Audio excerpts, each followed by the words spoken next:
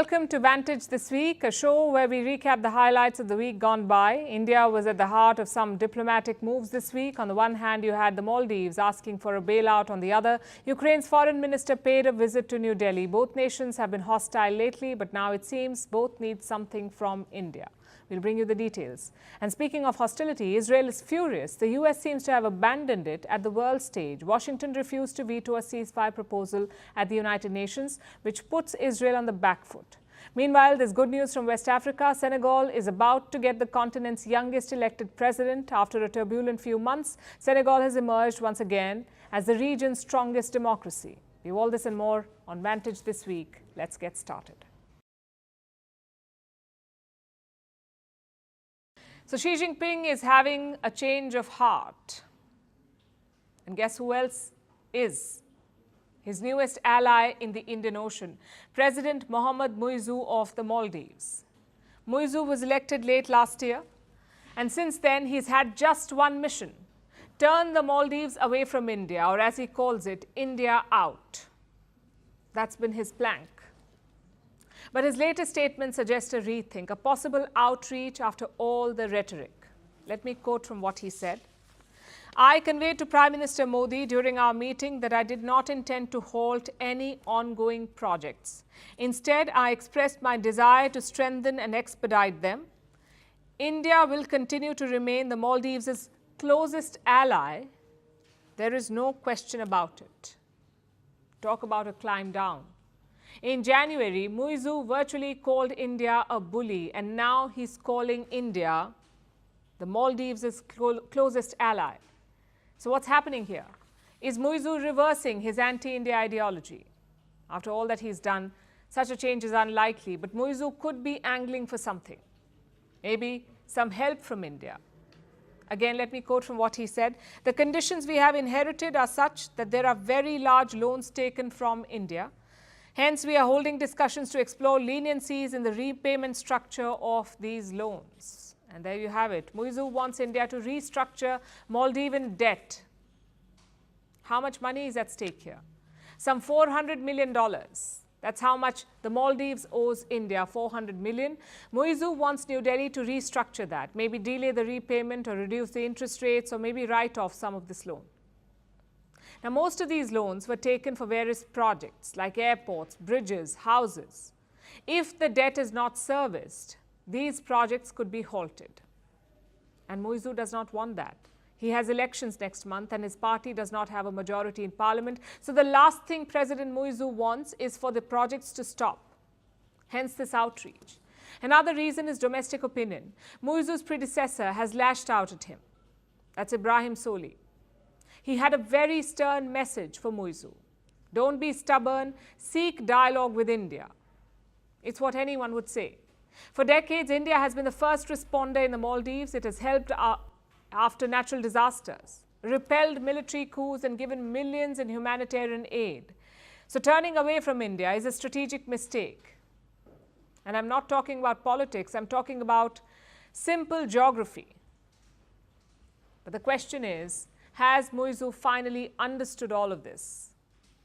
I'm afraid one statement won't cut it. We've seen multiple anti-India moves since he took charge. He asked Indian soldiers to leave. He cancelled a water survey deal with India. He bought drones from Turkey and he signed a security agreement with China. So one conciliatory remark cannot cover all of that up. It's too early to start celebrating. We'll need to see some consistency from Muizzu, maybe some actions to back his words. Also, the debt alone is not enough leverage for India. And I'll tell you why. China is the largest lender to the Maldives. How much money have they given? Some $3 billion, which is 42% of the Maldives' total foreign debt. So let me recap that for you. The Maldives owes $400 million to India, but they owe $3,000 million to China. Who do you think will have more leverage? Obviously China. So India should not read too much into Muizzu's statements. At best, it represents pragmatism, a realization that he cannot just abandon India overnight. And I guess New Delhi will take that. After all, you can work with a pragmatist, but not a blind ideologue. It's election season in India. Normally, diplomacy takes a backseat during this time. The focus is on domestic politics. But in the current climate, that's hard, especially if your rival is China, which is why Indian diplomacy is on in full swing. We saw the Prime Minister travel to Bhutan last week, and now the Foreign Minister is traveling. Minister S Jaishankar, he's in the Philippines. He had some very important meetings there, first with the Foreign Minister, then with the President, Ferdinand Marcos Jr., aka Bongbong Marcos. Now, the timing of this visit is also very important. China and the Philippines have been clashing non-stop. The root issue is the South China Sea. China claims almost all of it. The Philippines claims some of it. So both militaries have come close to blows. One such incident happened over the weekend. Two Chinese Coast Guard ships targeted a Philippine boat.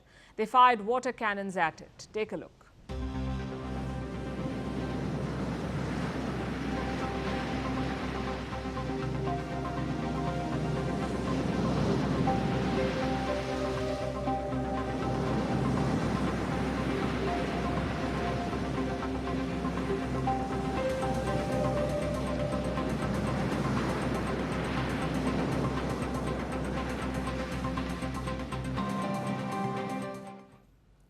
That's just one incident. We've seen multiple close calls in the last few months, and that's the background for Jaishankar's visit. India too knows about China's land grabs, so New Delhi can sympathize with Manila. Minister Jaishankar did not address China directly, but his message was pretty clear. UNCLOS 1982 is particularly important in that regard as the constitution of the seas. All parties must adhere to it in its entirety, both in letter and in spirit. I take this opportunity to firmly reiterate India's support to the Philippines for upholding its national sovereignty. Some quick context here. UNCLOS is a United Nations convention. It's like a rule book for the seas. In 2013, Manila sued China under these rules. In 2019, a tribunal sided with Manila. It rejected China's claims over the disputed waters. Back then, India did not say very much. India just noted this UNCLOS verdict. But now, India is openly supporting it. It is asking China to adhere to the 2019 verdict. In simple words, India has finally picked a side and it is supporting the Philippines against China. But what does this partnership look like? What is the foundation of it? Well, there are many. Number one is the shared threat. India faces Chinese expansionism in the Himalayas. The Philippines faces it in the seas. Different regions, but the same problem. Number two is trade. In 2015, bilateral trade was around $1.9 billion. In 2022, it has reached close to $3 billion, which is a 58% rise in 7 years. And there's potential for a lot more. Finally, factor number three, military cooperation. In 2022, the Philippines bought Bromance missiles from India. The deal is worth $370 million. $370 million. The delivery is expected to start this year. Reports say they're also keen on the Tejas fighter jet. Both sides also make regular port calls. In fact, an Indian warship docked in Manila on Monday. It's on a 3-day mission to the Philippines. So there's a lot going for both sides. But the catalyst remains China. There's a common thread between their claims over Indian and Philippine land. India has no right to unilaterally develop Xiangnan, known as South Tibet in English, which belongs to China. India's actions will only further complicate the border issue and create negative disturbance in the border areas of the two countries. In the face of illegal intrusion of the Philippine vessels, the Chinese Coast Guard has taken necessary law enforcement measures. Their response on the scene was legitimate, professional, and restrained, which is beyond reproach. Manila is arguably worse off. They've summoned China's top diplomat in the Philippines, also lodged a diplomatic protest. But the good news is they have support. The US is backing Manila. The European Union is backing Manila. So are Japan and South Korea. Now, India is joining that same camp. It will help New Delhi project power in a new region. We saw evidence of that last year. India and the Philippines held joint drills in the South China Sea. It will also open up new economic frontiers. After all, Manila is a member of ASEAN, the Association of Southeast Asian Nations. So military and strategic ties with the Philippines could give India leverage. Of course, the downside is poking China. Beijing has criticized India's drills in the South China Sea. It has also asked New Delhi to respect its claims in the region. Now, Manila has a mutual defense treaty with the US. Washington has repeatedly promised to defend them, but India has no such backup. So while using China to build this relationship is okay, New Delhi must expand it, create a partnership that goes beyond Beijing.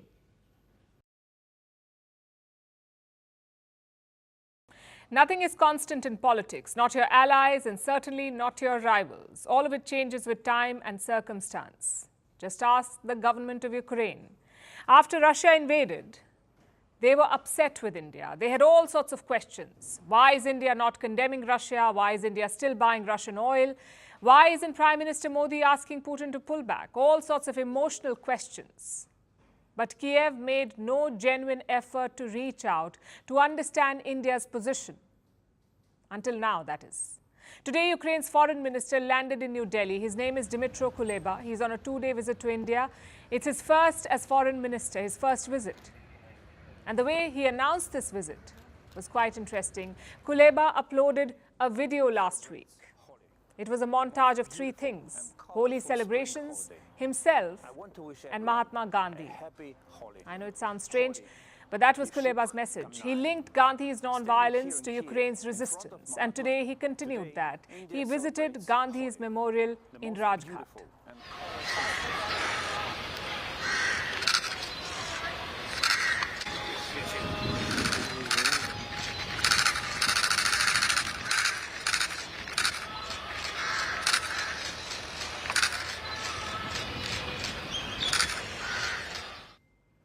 Not a bad idea. Many foreign leaders have taken inspiration from Mahatma Gandhi. It's a good way to connect to Indians. But that alone will not help. Kuleba needs to convince the Indian leadership, and he will have a chance tomorrow. That's when he'll meet Foreign Minister S Jaishankar. He will hold talks with the Deputy National Security Advisor. But what's the goal here? What is Kuleba hoping to achieve in India? Listen to what he said before landing in India. Ukrainian-Indian relationship. A week ago, Ukraine's President Volodymyr Zelensky spoke with Indian Prime Minister Narendra Modi. They discussed bilateral cooperation, trade, and the upcoming Global Peace Summit. My visit will help put their agreements into action and further develop our ties. Ukraine sees India as an important global power with a powerful international voice. We are confident that close cooperation will benefit both our nations. So Ukraine considers India to be a global power, a country with a powerful voice, and Kiev wants India to use that voice in Ukraine. Maybe get Russia to stop the war. That's Kuleba's #1 priority. We've told you about a peace summit being organized by Switzerland. It is scheduled for later this year, and Ukraine wants India to attend that summit. But will New Delhi agree? You see, if this peace summit is based on Ukraine's formula, Russia has already rejected it. So chances are Moscow will not attend the talks, which is why getting India to attend would be a big coup. I'll give you two reasons why. #1, India is a strategic partner of Russia, a country that is yet to criticize Putin's invasion.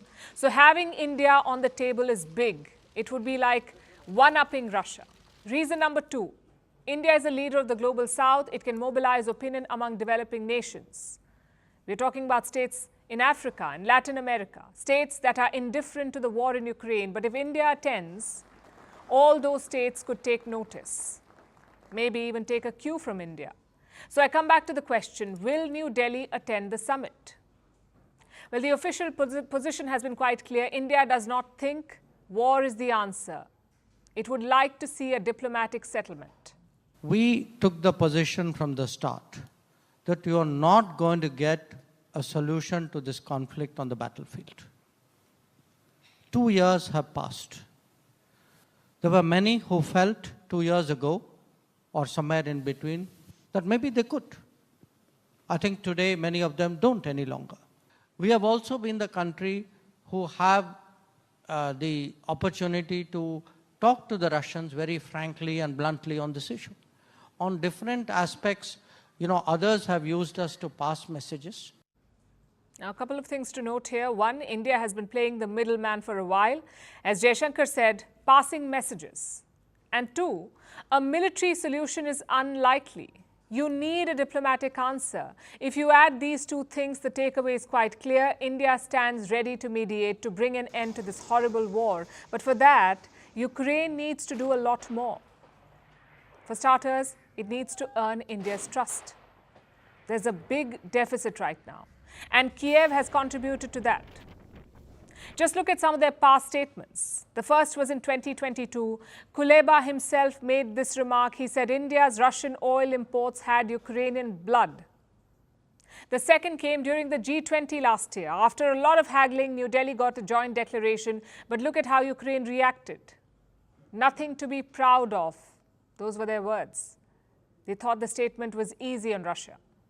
The third comment came after the G20. Zelensky's advisor said India had, quote-unquote, weak intellectual potential. I don't think New Delhi has forgotten these attacks, and one belated visit won't change that. So Kuleba's first job is to repair the damage, to build some trust between both sides, and secondly, to have realistic expectations. India may not be able to get a ceasefire or Russian withdrawal, but India can help elsewhere. Maybe with prisoner swaps, or evacuation corridors, or Black Sea exports, or humanitarian aid. Those are all achievable goals, goals that do not require India to ignore Russian interests. Because let's face it, that is India's red line. Minister Jaishankar mentioned it recently. He said India and Russia have taken extra care to look after each other's interest, and that will not change overnight. So Kuleba has his work cut out. We'll be tracking all these developments closely.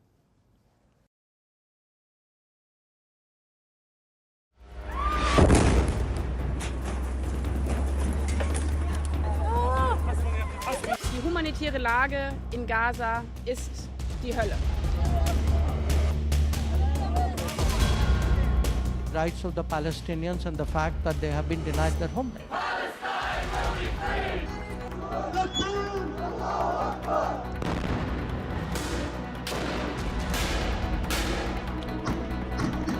Don't bet on this pressure, it's not going to work. And I hope they got the message.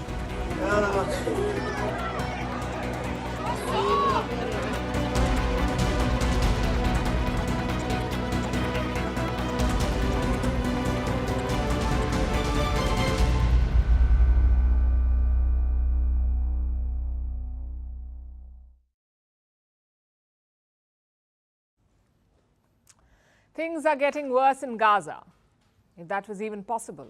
Almost half of the population is facing food insecurity. That's almost 1.1 million people.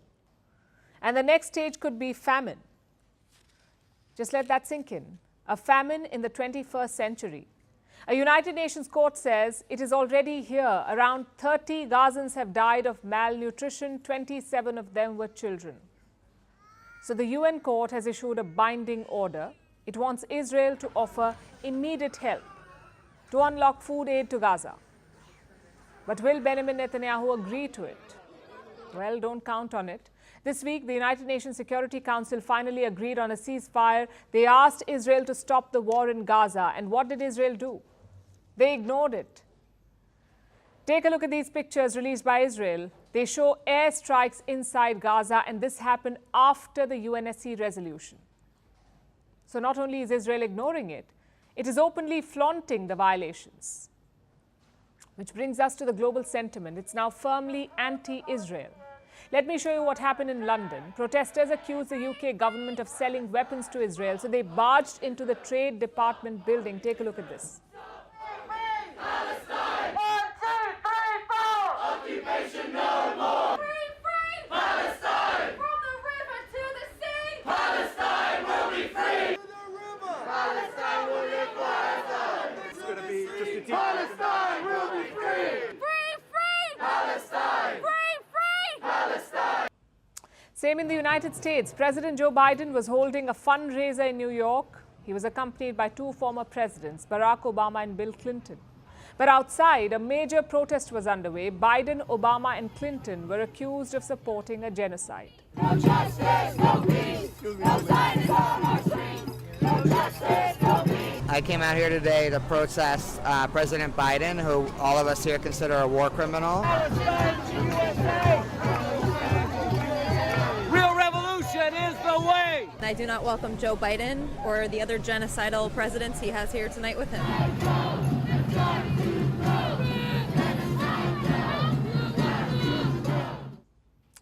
Tough words there, but what are Western leaders doing to address this? Their new strategy is airdrops.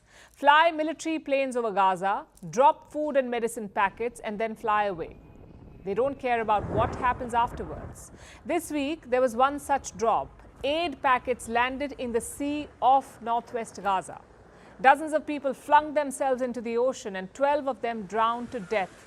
This is the reality of aid missions in Gaza. Sometimes you drown to death, sometimes you get shot to death.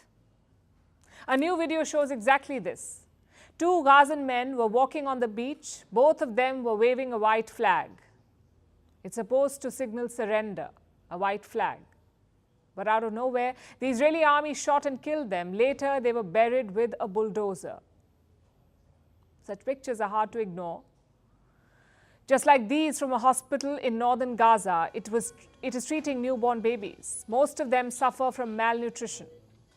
In fact, I have some numbers for you. In January, malnutrition among children below 2 was 15%. By March, it had doubled. Today, 1 in 3 Gazan children are malnourished. Considering my experience and my work here, if things persist this way, the situation will deteriorate and get worse. There is no good consequences, especially in northern Gaza. In northern Gaza, I see similar cases every day. It's a daily struggle. You've seen the pictures. So have leaders and politicians across the world. Many of them stood by Israel after October 7. They condemned Hamas's attack. They condemned Hamas's terrorism. They also supported Israel's response.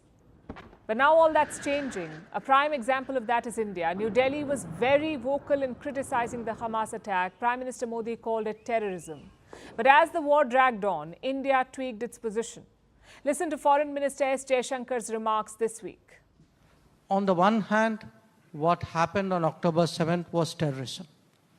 On the other hand, nobody would, countenance the deaths of innocent civilians. Countries may be justified, at least in their own minds, in responding. But you cannot have a response which does not, every response must take into account something called international humanitarian law. And the fact is that whatever the rights and wrongs of the issue, there is the underlying issue of the rights of the Palestinians and the fact that they have been denied their homeland. So Israel's actions have left them isolated. Their few Arab allies are livid, like Jordan, for example. Thousands of protesters have gathered in front of the Israeli embassy. They have been protesting for 5 days. Now, Jordan and Israel signed a peace deal in 1994. It's already a very unpopular deal in Jordan, and this war is making it worse. Many protesters want their government to cancel it, to deny recognition to Israel. So clearly, the pressure is building on Netanyahu, both from the outside and inside. His so-called unity cabinet is anything but united. One of his top ministers has already quit. Yet, Netanyahu is defiant. Therefore, my decision not to send the delegation to Washington in the wake of that resolution was a message to Hamas. It was a message, first and foremost, to Hamas. Don't bet on this pressure. It's not going to work. Israel is already looking at the next target, the border town of Rafah. It's home to almost 1.5 million Gazans, most of them displaced from elsewhere. The Israeli army has already started bombing the city. The next step could be a ground invasion. And if that happens, it could be a bloodbath. So the question is, who can stop Netanyahu? The US has tried. The United Nations Security Council has tried. And the UN courts have tried, but all of them have failed. Maybe the last bet could be the people of Israel.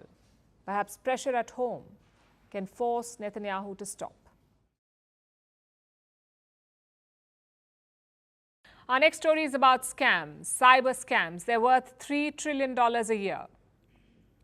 And Southeast Asia has become a hub for them. This is according to the Interpol, that's International Criminal Police Organization, Interpol. It is headquartered in France and it has been tracking the rise in cyber crime. Yesterday, their chief was in Singapore. He said cyber scam gangs are making up to $3 trillion every year. 3 trillion. The number is ridiculous. There are only 7 countries that have a GDP higher than this. Country number 8 is Italy, and Italy's GDP is about $2.1 trillion, which means either the cyber gangs are making more than sovereign nations, or this number is an exaggeration. The 3 trillion amount is not just proceeds from cybercrime. It counts earnings from drug trafficking, illegal arms sales, car theft, basically every crime that you can think of. Organized criminals are making $3 trillion every year across all their activities. Only a part of this is cybercrime, but that does not make it less of a threat. Cybercrime is growing rapidly, and a lot of this is down to cryptocurrencies. You may have heard of pig butchering. Pig butchering, it's a term used to describe a popular crime these days. Studies say that billions have been lost to pig butchering scams. Now, for those of you who don't know, here's how it works. Scammers get in touch with the victim online. They often target lonely people with promises of friendship or love. And many people were lonely during the pandemic era lockdown, so they became easy prey for the scammers. These people build a bond and then convince the victims to invest in cryptocurrencies. They will give links to fake cryptocurrency exchanges. Now, these may look like legitimate apps or websites. You may not be able to tell a fake crypto exchange from a real one. After all, even the real ones are full of numbers and charts and random figures. How hard is that to replicate, especially by a multi-billion-dollar organization? So the scam victims invest their life savings, and they're shown great returns. The money keeps increasing, and the victims often invest more. As you make astronomical amounts of money trading, it messes with your normal risk perception, I think. You start getting like somewhat high off of it. So you feel like, wow, I can do even more. I can do even more. Everything looks great until the victims want to cash out. Then the money and the scammer both disappear. This approach, slowly grooming the victim, is like fattening a pig for slaughter. And that is why this scam is called pig butchering. And these scammers are sitting in Southeast Asia. But here's the catch. These scammers are often victims too. Foreigners who've been kidnapped by the cyber gangs, who've had their passports confiscated and forced to work in the scam centers to try and buy back their freedom. It's a form of modern slavery. And tens of thousands are being enslaved thus. Unbelievable. We're talking about tens of thousands of people, 120,000 victims, human trafficking victims, sent into these centers to operate these scams, these international scams. And they're reaching the entire world. Victims giving up billions of dollars that are being used to fuel these atrocities as a result of these scam centers. The United Nations says over 120,000 people were trafficked last year in countries like Myanmar, Cambodia, Thailand, Laos, and the Philippines. The victims come from around the world. Scammers lure them by promising high-paying jobs. Some people are kidnapped while on vacation, and then they're forced to work in these scam centers under threat of physical harm. I tried to escape 4 times within about 20 days. I got beaten really badly every couple of days. That's how it was. But as long as I survived the beatings, I would try to escape. Cybercrime gangs are expanding their operations. They're kidnapping and enslaving people to fuel this growth. So how can we stop them? Well, part of the responsibility falls on the Southeast Asian governments. They need to crack down on the criminal syndicates. And organizations like Interpol can help provide intelligence. These crackdowns have started taking place already, but a government-led cleanup will take time. And it's unlikely to eradicate these syndicates completely. So the best we can do at the moment is to be careful. If a person you've never met talks to you about crypto, run in the opposite direction.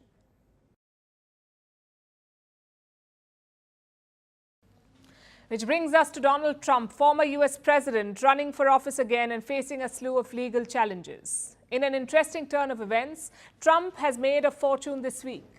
He's now among the 500 richest people in the world. His net worth soared by over $4 billion.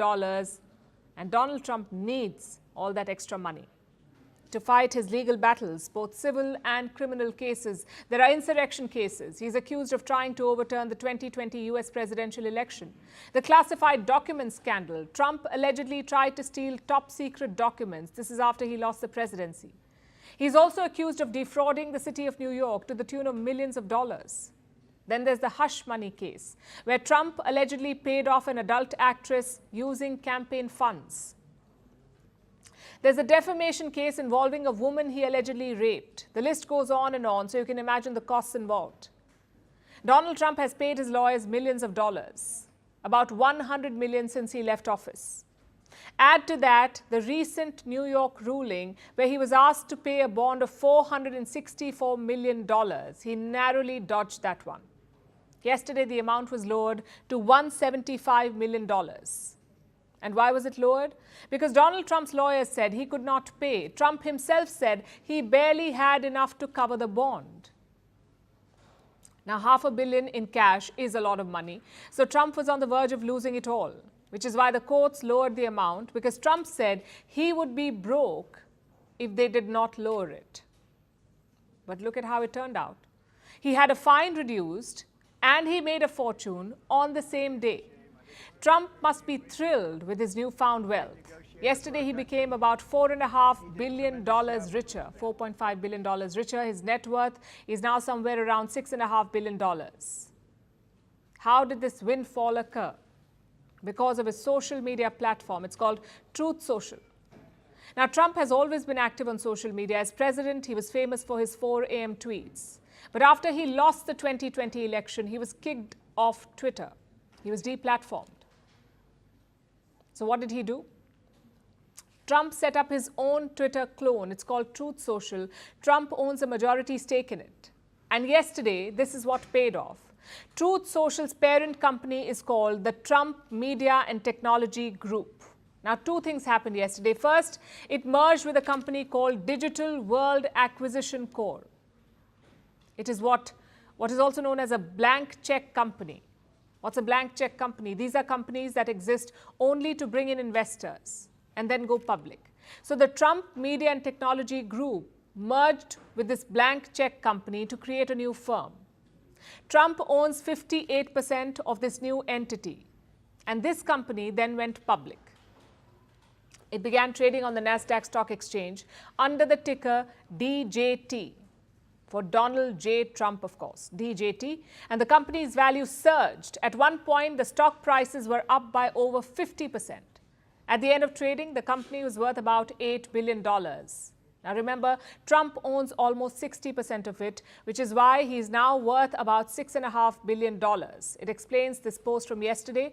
Trump put it on Truth Social, and this is what he said. So what does this whole thing mean? Is Donald Trump now rich? And are his financial troubles behind him?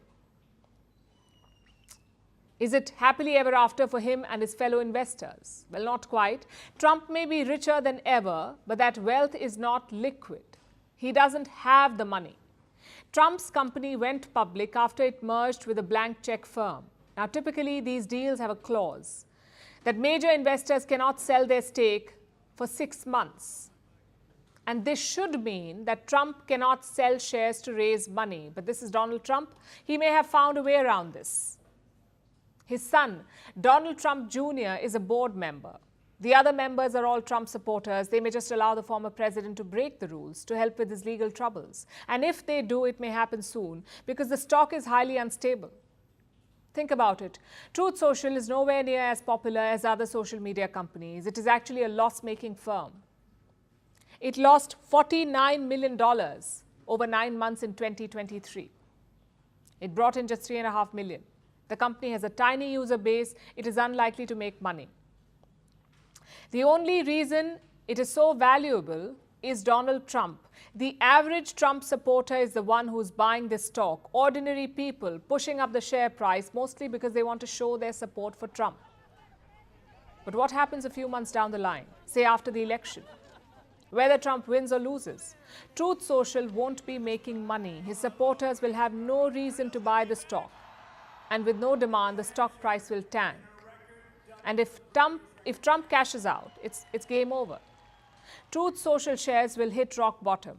And anyone left holding them will make a massive loss. So Donald Trump probably won't be the one taking the hit. He will make money with this. But that's in the future. As I said, his wealth is not liquid yet and his legal fees are mounting. So unless he sells his shares, he's in an awkward position. As of today, Donald Trump is both rich and broke at the same time.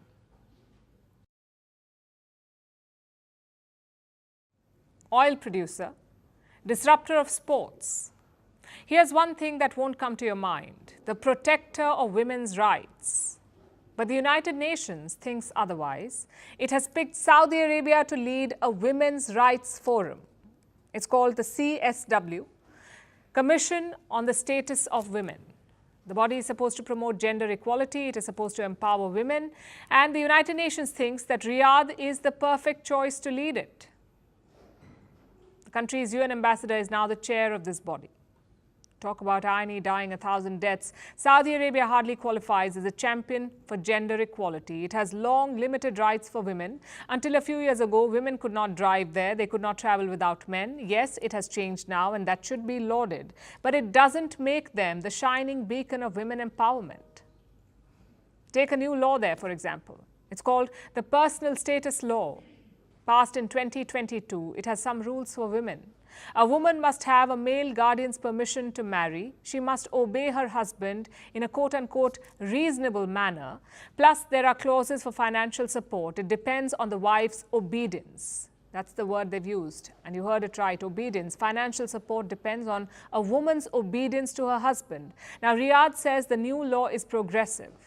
We say if this is progressive, you wonder what regressive looks like. So how did Saudi Arabia get the post? The United Nations has 5 regional groups. Posts are rotated between them. One country holds the chair for 2 years. The Philippines had this position, but it was under pressure. The Asia group wanted it to step down and to give it to another country. Bangladesh was supposed to take over, but Saudi Arabia jumped in. It lobbied for the post. No one contested, so the Saudis got it. And they're now heading the Women's Rights Forum. Guess which other country is part of this? Iran, a country where women die because of headscarves, where women are penalized for showing a strand of hair. That same country is on this women's rights body. Sounds almost farcical. But it's not a first for the United Nations. They have a long track record of doing this. Take the UN Human Rights Council. China is on it, the same China that detains more than 1 million Uyghurs. The United Nations itself has accused China of human rights abuses, yet Beijing sits on a UN body meant to protect the same rights. It's like functioning in some alternate universe. In 2003, Libya was elected to head the UN Human Rights Commission. At the same time, it was being ruled by Muammar Gaddafi, a brutal dictator with very little regard for human rights, yet Libya under him was leading the UN body. Same with North Korea. In 2022, North Korea assumed leadership of a top disarmament group. This is a country that fires missiles like there is no tomorrow, yet they were heading a UN disarmament group. And ironically, this posting came just after North Korea fired a string of missiles. It's like making a fox guard the hen house. And all of this sounds like bad satire. It would have been funny had it not been playing out in real life, and it tells you a lot about the United Nations. Once hailed as a great hope for mankind, it has turned out to be such a disappointment. It's become a den of mind-numbing bureaucracy, undemocratic politics, and institutional cover-ups. The UN continues to defend these appointments. It says they're based on the principle of universal participation, but participation cannot happen blindly. What the United Nations needs is reform in every way, or it risks losing whatever little credibility it has left and becoming more irrelevant by the day.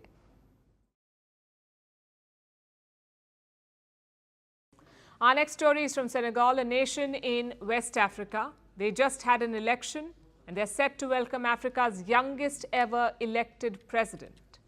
The provisional results are in and the people of Senegal have chosen. They're bringing in Bassirou Diomaye Faye. Faye turned 44 yesterday. 12 days ago, he was in jail. He's a former tax inspector who says he's bent on eradicating corruption. Well, that profile may sound similar to our Indian viewers, but Faye is not really one for the limelight. He has bluntly said that he is a proxy for Senegal's most famous opposition leader, Ousmane Sonko. Here's our report. Senegal went to polls on Sunday. It was supposed to be a close election. A David versus Goliath showdown between the old guard and the new, between established politicians and young upstarts, between business as usual and a political overhaul. At the end of the day, it wasn't much of a contest. The old system has fallen, and a new Senegal seems to have emerged, helmed by this man, Bassirou Diomaye Faye.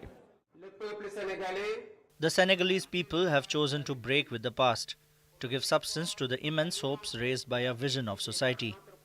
I hope that our vision of society has given substance to their aspirations. Faye will be Senegal's next president. The final vote count isn't out yet, but all his major opponents have conceded defeat and congratulated Faye on his victory, including former Prime Minister Amadou Ba. Congratulations once again to President Diomaye Faye. I wish him every success at the helm of our country. May God accompany him as he carries out his mission for the greatness of our nation and the well-being of our population. Bassirou Diomaye Faye is set to become Africa's youngest ever elected president. Yesterday wasn't just the day Faye won the election, it was also his 44th birthday. Faye isn't some career politician. He hasn't spent decades in parliament before trying to win the presidency.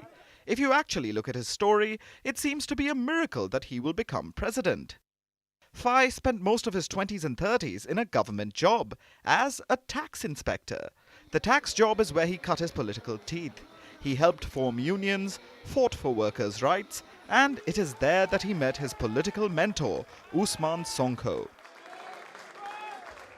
Ousmane Sonko is the rock star politician, the one who energizes the crowd, the one who inspired the revolution against the old regime.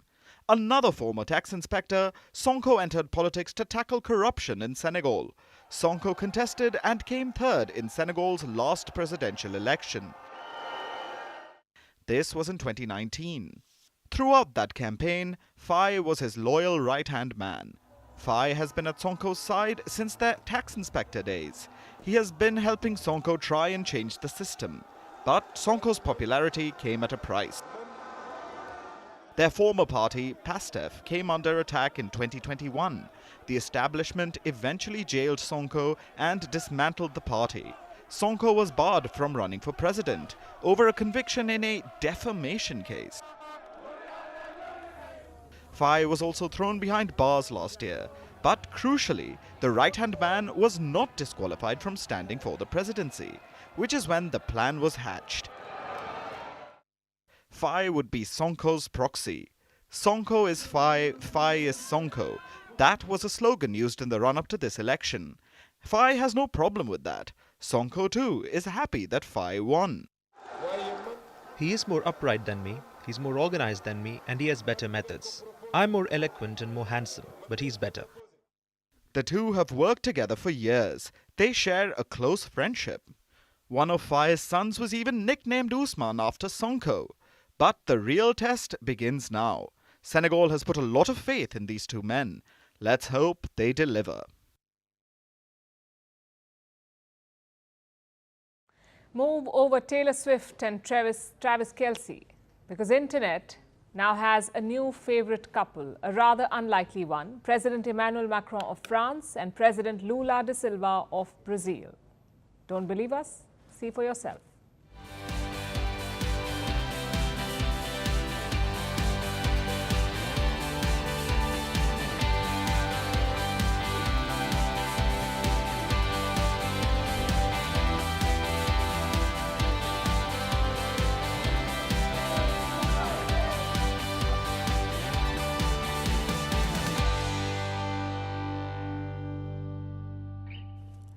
Taylor and Travis could never. And as you would expect, the internet is loving it. Some users are asking the obvious question, was this a diplomatic trip or a pre-wedding photo shoot? Well, President Macron has the answer. It looks like he's seen all the chatter on social media, so he decided to jump in. Macron says it was a wedding. He says France loves Brazil and Brazil loves France.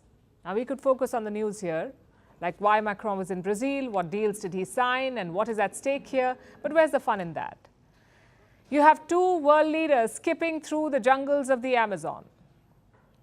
And they give you pictures like this, on a boat, holding hands, staring at the forest canopy, holding hands, and for some reason running away together, again holding hands. It's criminal not to see these pictures and make memes, or to see these pictures and not make memes. So that's what the internet did.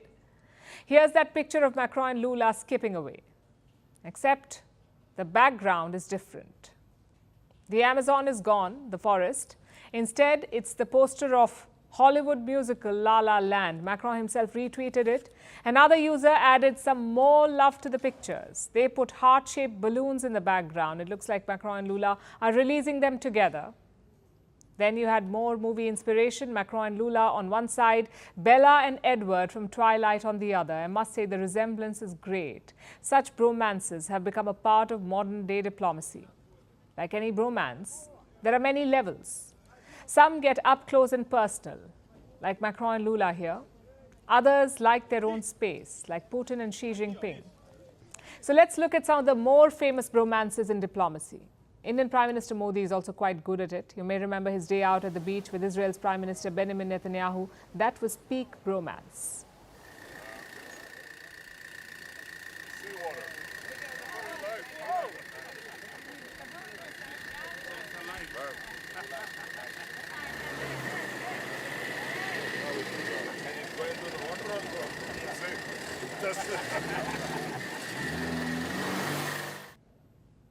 Modi and Macron also have great chemistry. They've met multiple times in the last few years, but one meeting stands out. The one in July last year. Modi was guest of honor for France's National Day. He was seen enjoying the fireworks show with Macron. Again, peak bromance.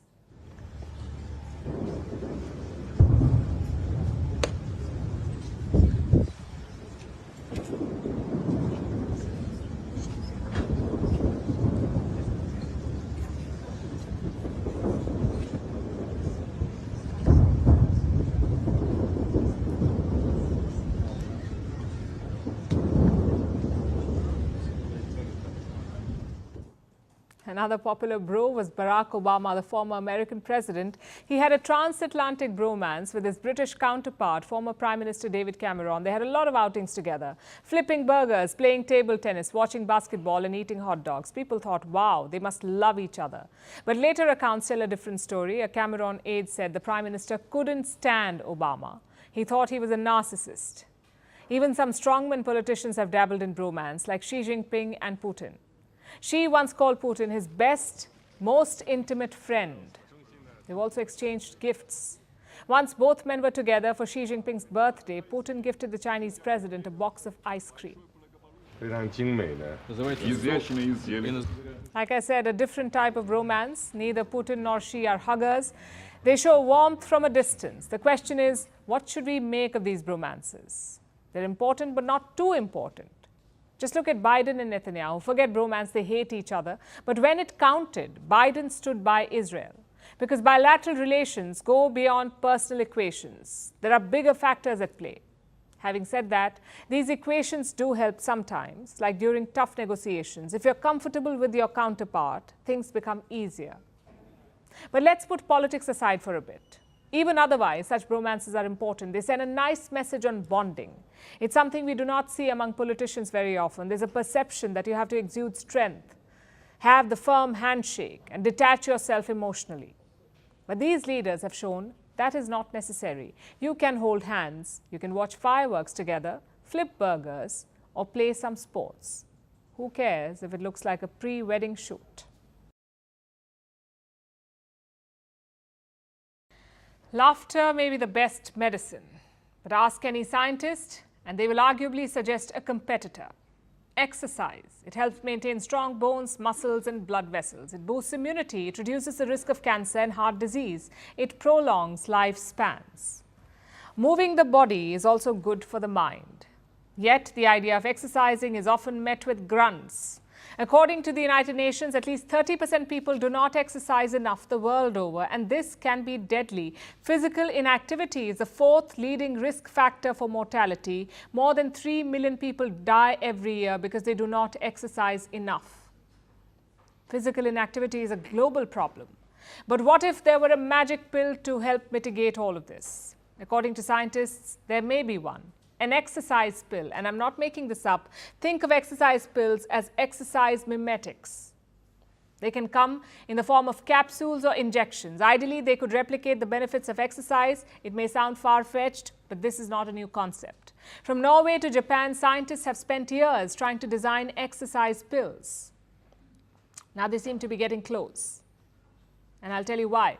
A team of American scientists has created new compounds. These are proteins. They can regulate the impact of exercise in muscles. They can mimic the physical boost of a workout, though so far only in rodents. These compounds were tested on mice, and they improved muscle function, fitness, and endurance. The goal is to bring these benefits to humans now, but for that, more testing is required. First in other animals and then in humans. But this is not the only step forward. Several scientists are studying similar compounds, and some are trying to turn normal fat cells into energy-burning fat cells. Others plan to reduce excess sugar in blood. So there are different ideas, but the aim is singular. For a pill to stimulate the benefits of exercise. But let's go back to the basics for a minute. What is the point of an exercise pill? Is it to release you from the obligation of hitting the gym, which could be a byproduct, but it's not the goal. These drugs are not meant for the lazy or the time poor. The aim is to give the benefits of exercise to people who are not able to do it. You see, not everyone can exercise, like the elderly, people with muscle wasting diseases, or movement disorders, post-surgical patients, or obese patients. Exercise pills could greatly benefit them. They could be life-changing. But there are significant challenges here. These drugs have the potential for abuse. Athletes might want them to cheat the system. The sedentary might use them for an easy way out or for cosmetic purposes.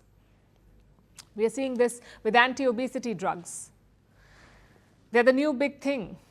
Ozempic and Wegovy have become household names, so much so that there is a regular shortage of the drugs for patients who actually need them. And there is another lesson here. Drugs are valuable tools in the fight against the obesity epidemic, but they come with a lot of side effects. Some are long-term and potentially life-threatening. No doubt, anti-obesity drugs can save lives, but they're also a multi-pronged problem for the society. Scientists fear that this will be the case with exercise pills as well. So they're acting cautiously.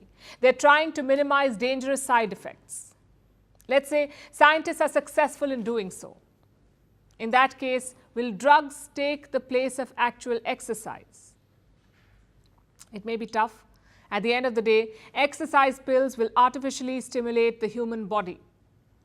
It is unlikely that they will replicate the full benefits of exercise. In all probability, a few health targets will be chosen. And hopefully exercise pills will be successful in meeting them. But for now, researchers are focusing on just two things: making pills that work on humans and ensuring that they are safe. If evidence checks both these boxes, there is a high chance exercise pills could be the blockbuster drugs of the future.